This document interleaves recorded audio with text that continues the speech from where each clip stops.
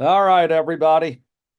I'm sure you might be watching this on video, but for those that are here live, Matt Anderson, I'm an experienced coach. That means I'm old and longest running along with Brian Kelly from Iona and the Stanford JT and Susan women's coach since it started varsity in 2000. And so that's 24 years. I also coach the men. I generally do the same plays for both with alternating it a little in terms of time on the clock and position of the ball. But part of this is more special situations, meaning a timeout play can be a sprint play, should be an after goal play, should be a 2 meter throw play. And it actually should and could be a 7-on-6 play, which I've recognized a couple teams have done it to their advantage. So I'll kind of go over some examples of how one play can be just for a particular, sprint play. One play can be just for a timeout. One play can be for a 7-on-6 timeout and an after goal.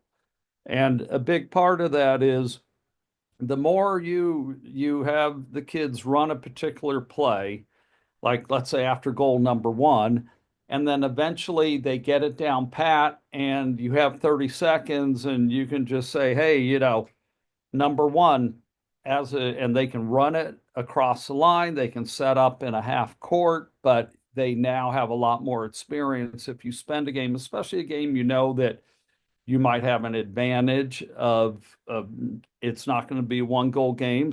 But you're going to win, let's say 15-7, have them run the same play 7 times in a row to get it fresh in their head. But a big part of running plays is personnel. And part of it, when you look at it analytically, when coaches say, we lost because we were 3 for 9 on our 6-on-5, my thing is, were your top six 3 for 9, or were your top six 2 for 4, and subs were 1 for 5? Because it comes down to personnel. Same in basketball. If you're inbounding the ball, it comes down to the person inbounding the ball. You don't have your number one guy inbounding the ball, chances are it may not work out. So I tend to break down, okay, we ran this timeout play, we ran these 6-on-5s. Did I have the correct people in there? Because there are going to be times that, and we all as a coach shake our heads and say, oh man, my mistake. I've turned to my assistant and said, it's going to be a problem. Because if they throw the ball to Teddy Menace over there on the lefty side, chances are the 6-on-5 is not going to work. And that could be on me for not having him in there, but maybe he having him in there, but maybe he has to be in there because of foul trouble, this or that. And I could say, hey, if they don't throw it to Teddy, but they start it over on Josh Howard's side, then we're going to have a good chance for an advantage. So it comes to personnel. So the other way to look at it, you go 3 for 9 on your 6-on-5, but you only score 7 goals, and that means you went 4 for 32 in your offense if you took 30 plus shots. So it's more of a personnel matter. So there are particular timeout plays you run with a particular group. The other thing I've seen coaches do, especially if you're going to sub 6 for 6, the six on the bench have an after goal play already planned. So you have group A, they run 1, 3, and 5. You have group B, they run 2, 4, and 6. And maybe you have a group where they intermix, but they know you can say group B's in number 4, they know what to run because you have to be able to have enough plays for different personnel. But rather than running up to the line and saying, oh, run this, you have your starters are in. They know to run either 1, 3, and 5. Your captain in the water can say, we're doing number 5. Then you sub in 6, you're in a game where you can give them advantage to work on it. Now maybe they do plays 2, 4, or 6, and they learn how to call it. So I'm going to go over a couple plays. And the other aspect is, and before I get to writing on the board, before I forget this, There are sometimes you run an after goal play because someone has two kickouts. So you're not running a play to score per se, but you're running the after goal play to get a good driver, your 2 meter set on number 12, who now has two kickouts and you're trying to punish him. Or maybe you're like, okay, second period, number 7 still has one. Let's work our best driver 2 meter set to try and isolate on number 7. And so you're trying to force that person to get into foul trouble, which can screw up the coach for the rest of the game. So every time it's the same when I tell kids to drive, they know, are we driving for a kick out? Are we driving to clear space? Are we driving to score the ball? There are so many different ways you can look at how to drive. And every play, every timeout play, I tell my team doesn't have to be a goal. Because if we can isolate and draw a kick out or even isolate and get a goal off of someone who we know now mentally is going to be not happy, then that is to our advantage. So I'm going to go over a after goal play, and then I'm going to show you how you can also make it into a 2 meter play, especially because a 2 meter set, 2 meter person is live. So let me pull this closer if I can. And I still have my whistle on because we just ended practice a few minutes ago. And occasionally I'll look out because some kids are in the water shooting and I have to play lifeguard. All right, so here we go. And I'll hold these up. I mean, I know so that way people at home, whether you take a picture or whether, you screenshot it, but that's after goal play number 1. And this is from, I think, 2008, but I still use it occasionally. All right, so here we go. We have our after goal play. Can you see that okay? Yes? Yeah, it looks good. All right, so the after goal play, here goes number 2 across the middle, but not deep. Number 3 goes deep. Number 4 heads to 2 meters. Number 5 goes deep. Now they cross. So now at this point, your goalie has the ball. So you're looking at the option where if this defender realizes, hey, the 2 meter set got an advantage, goalie hits number 2 right there for the shot. Number 3 has driven his defender all the way down. The X1 defender is kind of like, oh, my guy's not really moving. Or maybe 6 goes like they're going to get a release. So maybe he can't get around, they front, but now on the cross, you got number 5 coming free. The goalie can hit him right there. And at that point, if he is fronted, get him on his back, maybe put it in, or the guy can get on his legs for a shot. So that's just a quick way to limit to, again, you might have a Brian Kelly, you might have a Chris Vidal out here, and you don't want them involved in the play. So you tell them, you go 1-6, you 4 run it right there. Now, how can this be a 2 meter play? Well, okay, so the ball's right there with the 2 meter play. This defender's got to figure out what he's doing. So that's your 1 right there. And of course, if you have lefties, you adjust it.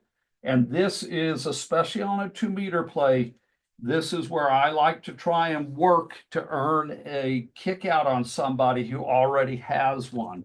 Hopefully you have someone keeping stats well enough to let you know, okay, they have the ball, they're live. So most, maybe not at D3, but most D1 teams are going to honor that person. So at that point, 2 goes hard, 5 goes down, 3 goes down. Now 5 is headed towards them. 3's coming across. 4 is going in, but this is actually our 2 meter player. So if this person comes up and the defender, tries to foul him or follows him, and this guy gets a good ISO right there, immediately he can have a quick pass, even if on the crossover, the defender is there, ball's in play, because they can leave before the ball is live. So they're coming across. While the ref is giving them the ball, they're moving. Now you might have a chance to get a quick ISO. If that defender falls down, you get the ball up there, or he gets fouled, gets it up there for the shot. If it doesn't work, then this guy can swim up, and now you're balanced. They kick out, and now you go into 2 meters. So hopefully that kind of makes some sense. So now, let me show you how you can run a play, a timeout play, and it can become a 7-on-6. Okay. And that, right here, and I saw this last year. I want to go play number 1. I saw this last year, and I was just like, twice they ran an after a 7-on-6, but they ran a timeout play because of it. And it worked tremendously because obviously the players involved knew what they were doing, but more importantly, the defense did not, and they ended up tying the game, and then actually I think winning it in overtime. So let me find it right here. So here we go. So now we're looking at, okay, goalie comes across, okay? So now coach is yelling 7-on-6. And at this point, you have the 1 there, you have the 2, you have the 1, so they're thinking, oh, maybe they're doing a 3-3. They're here, the 5, the 6. And so as they go, the 2-meter set is coming into position right there. And now the goalie's here, the 1 slides down, the 2. So the coach is totally thinking, hey, we're going to have a 7-on-6. So they're here, the 4 is kind of there, opening for the goalie to have the ball. Then all of a sudden, those guys, they drove out, the 2 drove across, they drove down, the 1 came in the pocket, goalie came in, and look at this. He had no fill blockers there, because if they're playing 5-man and the post right here, decides, and 1 is there, and they decide, hey, I'm going to go out to set a pick, and they stay in 5-man. This guy comes in the pocket. The goalie has a clear pass right there. This center defender's got to figure out what to do. Maybe you have a lefty post player right there. So he is driven down to the post. Defender might be on that side. Goalie can go to the 1 in pocket. Goalie can go to the lefty there. Or if they end up following them because they're driving, then he takes a shot. So that's how they ran it the first time. Then a couple minutes later, they did what was assumed to be the same play right here. Okay, so they had a guy there, they had the goalie here. All right, so now they have an advantage. All of a sudden, they move, okay, but the defense now is like, oh no, we're not going to fall for that. So this defender came back. He came in. Goalie got the ball. 2-meter set, slid right there because he was being defended behind. Into the 2-meter set, boom. Quick shot, goal. Now, if anything were to happen, that a foul happened or whatever, you still have the goalie coming free and they can kick the ball out. So then, because they drove that defense down there, so now maybe that defender has to come over, so the 2 slides into the pocket and boom. So obviously you think it's a lot of movement, but it really isn't, because you really only need 3 people to run a strong play. The passer, person you want to pass to, a safety, or in the case of having a 7-on-6, you have a goalie doing a 4-on-3. So I always tell the kids, all 6 people don't need to be involved. And here's that play I just kind of drew up, and I changed it up a little because that's what you do. And you change it up based on personnel.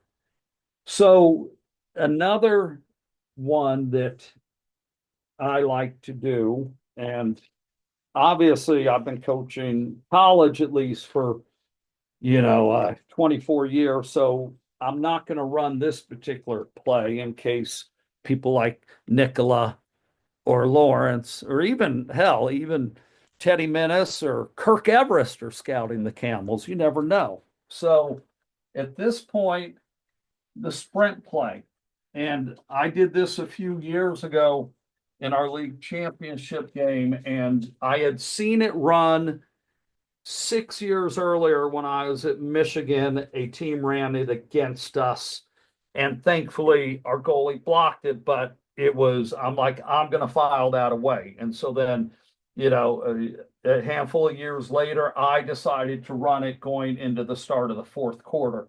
So your sprinters, oh, look at that. Typical life of a coach. The whiteboard marker goes down. All right.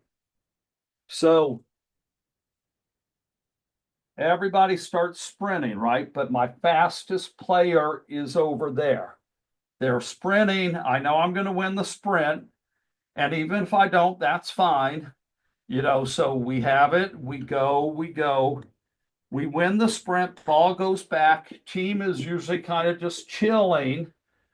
And, they kind of move a little. They're not moving that fast.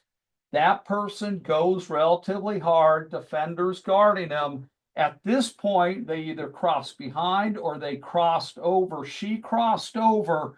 And because these 2-meter set's going to follow the 2-meter defender's going to follow the 2-meter set, my person that got the ball made about a 15-yard pass to her coming across, defender on the inside, boom, cross cage goal. So you will find teams that are capable of defending it, but the players fall asleep. So now if we tried to run that again the next quarter, the coach obviously going to say, look, everybody just get back. Don't let them do that. But if they see that your sprinter is not actually sprinting and you have another person and they may say, hey, we're going to win the sprint. So everybody looks to go hard. So that's just a simple sprint play I've done occasionally. And, so then, the other aspect for you to think about is, well, what about towards the end of the game? Okay, so I have a 10-second play, and this 10-second play can also be run. You have 10 seconds on the shot clock right there. So you have 10 seconds on the shot clock. Okay, 10 seconds left in the game. You kind of get the guys, and what my team's pretty adept. They see the ball go out of bounds at 2 meters. They all know to swim to the 5 or 6 meter line because we're going to run a play, an after goal play from there, or I'll yell a timeout number and then they run a timeout play.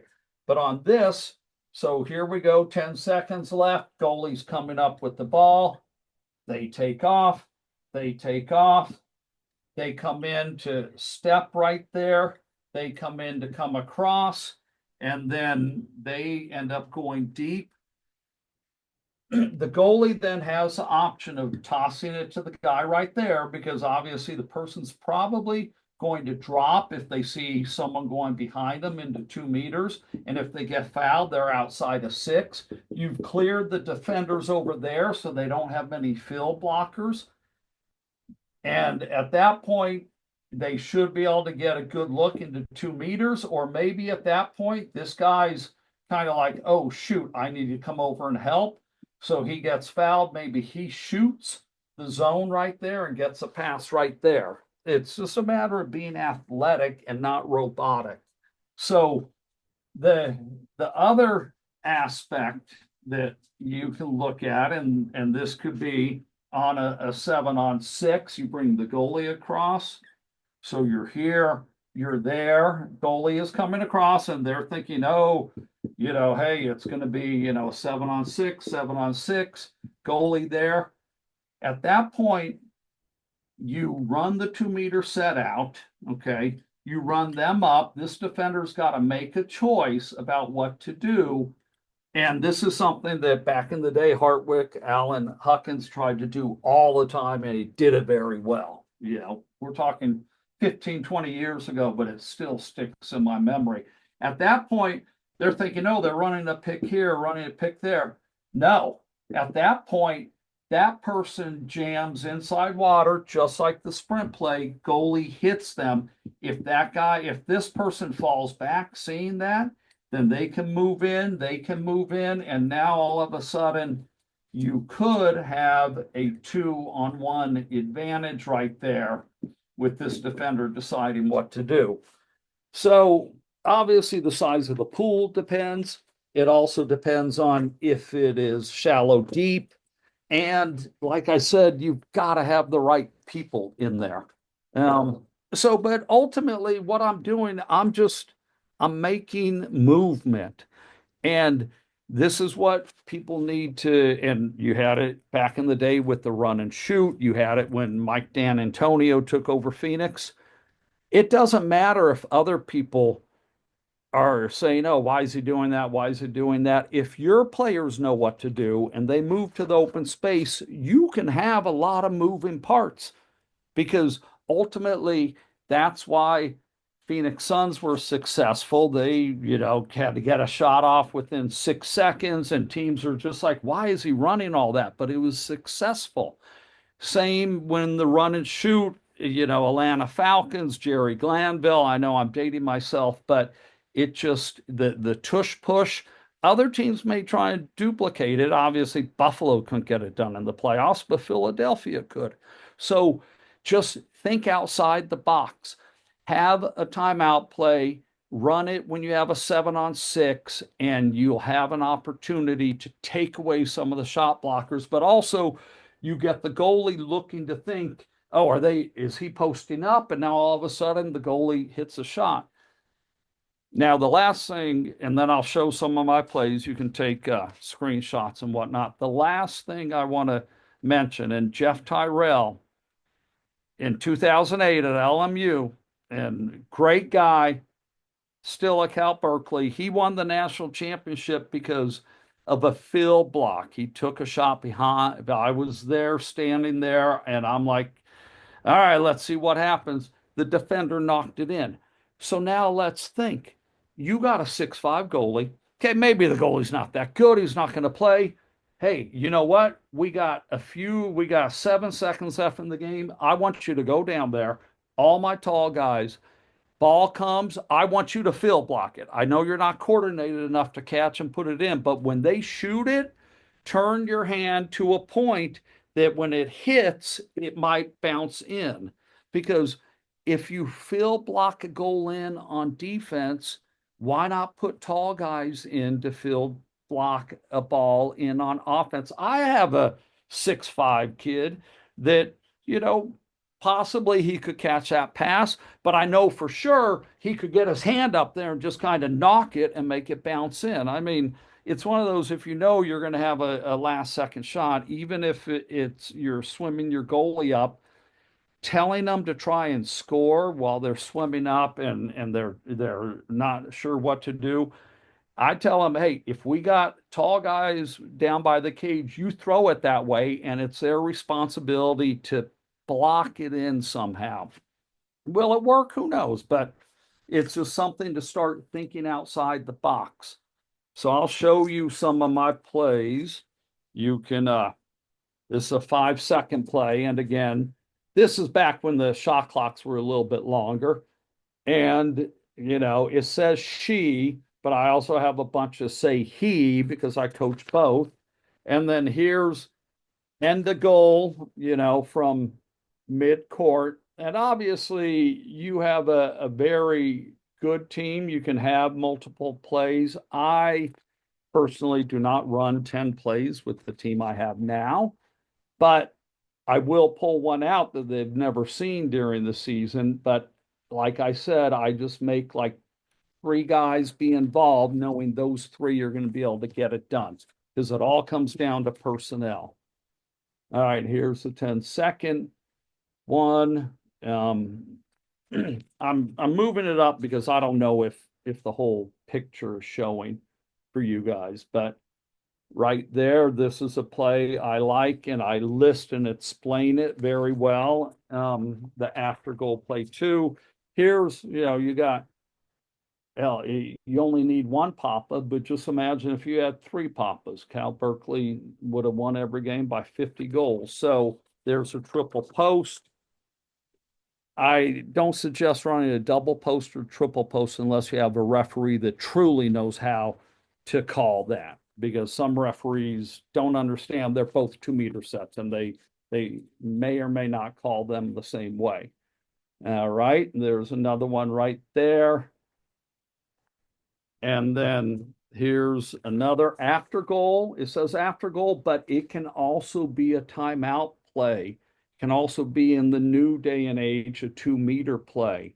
And it can also, like I said, look at some of these. You may think they're crap, doesn't bother me. Or you may say, hey, I can run that on a 7-on-6, create havoc and movement and limit the number of defenders that are going to be able to stop the ball getting to the person that I want. And I wrote that one sprint play up, but here's another one basically that you can advance a little bit further, but it still shows one person hightailing it and then crossing either way to get an isolation. And like I said, think about running plays purely to try and get that third kick out on a kid, or the second kick out at the end of the second quarter, knowing now he's got to sit part of the third. And just, get and tell someone your responsibility is try and earn the kick out on that. And if something good comes from it, that's fine. Now I will say all these plays, it depends on, are they dropping, zoning 4-5, are they pressing? So you gotta play with it. But I have multiple yellow pads around that I'm playing with all the time, and it doesn't mean we're going to play it this season. But like I said, I pulled out a couple plays from 2008 that worked, and they'll still work today. All right. So you said 8:30, and then we could do a question and answer. And hey, if anybody wants to take a picture of me, I'm used to the paparazzi doing that. But, I appreciate anybody that watches this.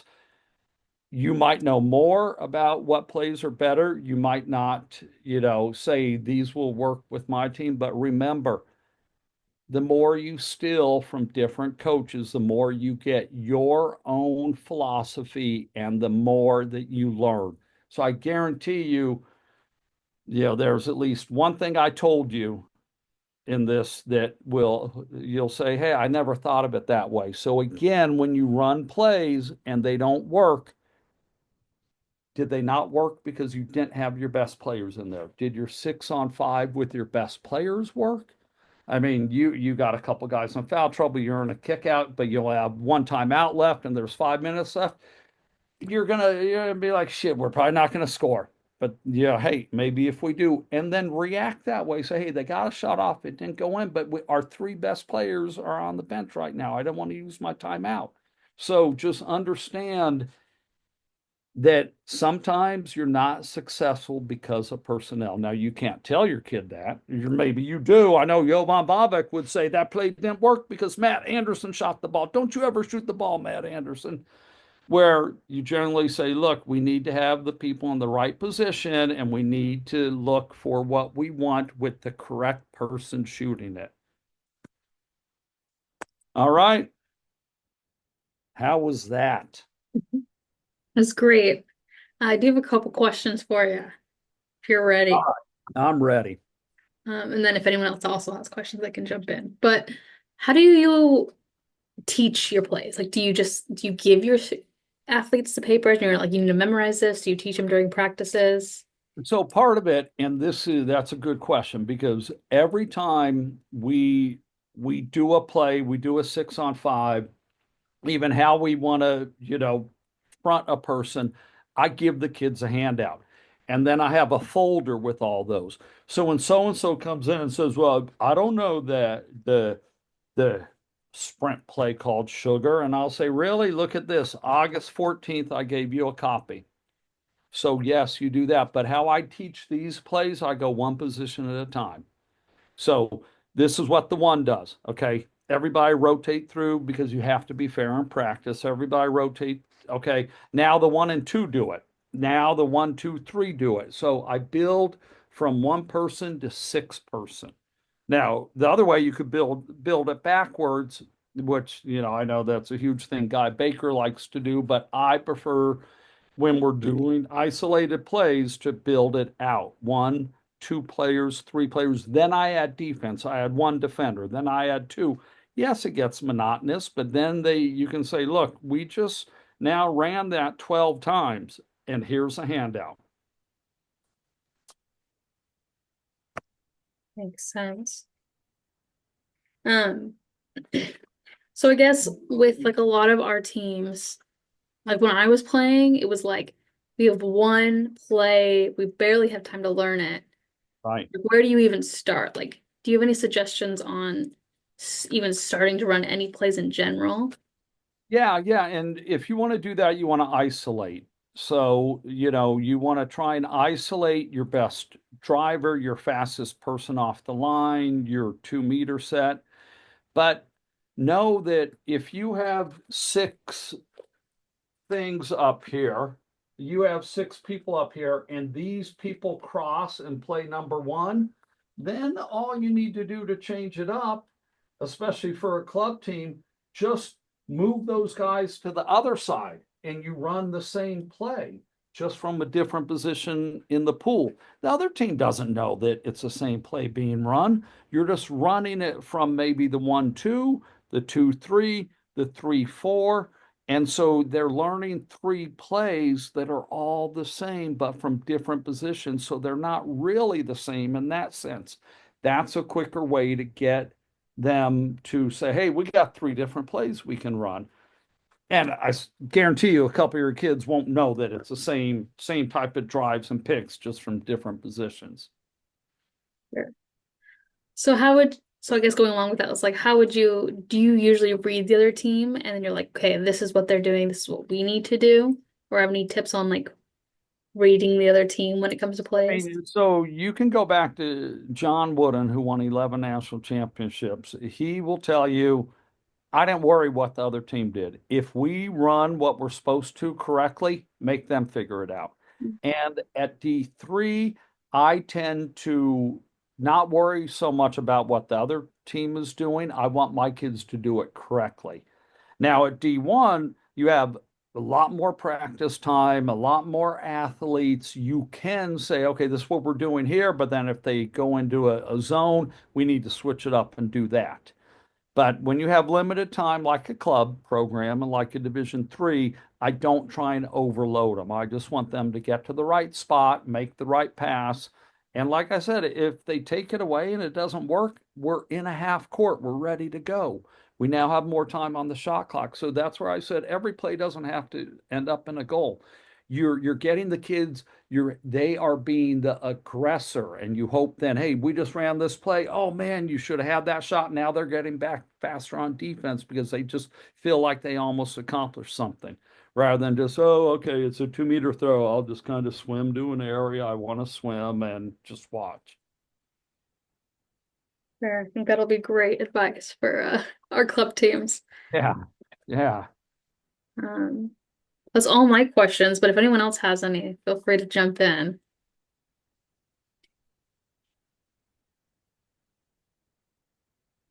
If we ever play Wagner, I may say we're running the Josh play. We're running the Josh play. So I also let the kids decide what the name of the play is, because they come up with something stupid. But hey, we all did that in college. But in terms of, you know, you don't have to overrun it. But I would say, if you just say this game, let's run it every time after a goal, even if you're up big or down big, it's not going to work every time, but it's repetition, repetition. And then you're going to have different people who run it. And then they can't say, well, coach, you never let me run it. Well, yeah, we just ran in that game, but add to it as the season goes on. Start small, then add to it as the season goes on. So, but when it comes down to it, you want your top 2 or 3 players to be the ones that are the finishers in that play. But so hopefully everybody understands 7-on-6 if you create movement and ability, it's going to make it much more aggressive than just getting the ball down to the one and hoping that, the post pops open. And like I said, I saw a coach run it twice. I was out in California and I'm like, damn, that was sweet. Now, whether we'll ever do that, we'll see. I got to have the personnel, but that doesn't mean in 3 or 4 years I won't remember what they did and try and do it. So, well, thank you so much for your time tonight, Matt. Really appreciate it. Thank you. Of And course. I appreciate everybody that watches this. And hey, feel free. I can send you these. I already have them. I have more than enough. I don't mind getting them out there because I'm not saying I made all these. So manders8 at concoll.edu. It's on the website. I'll send you whatever. Doesn't matter if you're a competitor or not. I just want teams and kids to get better.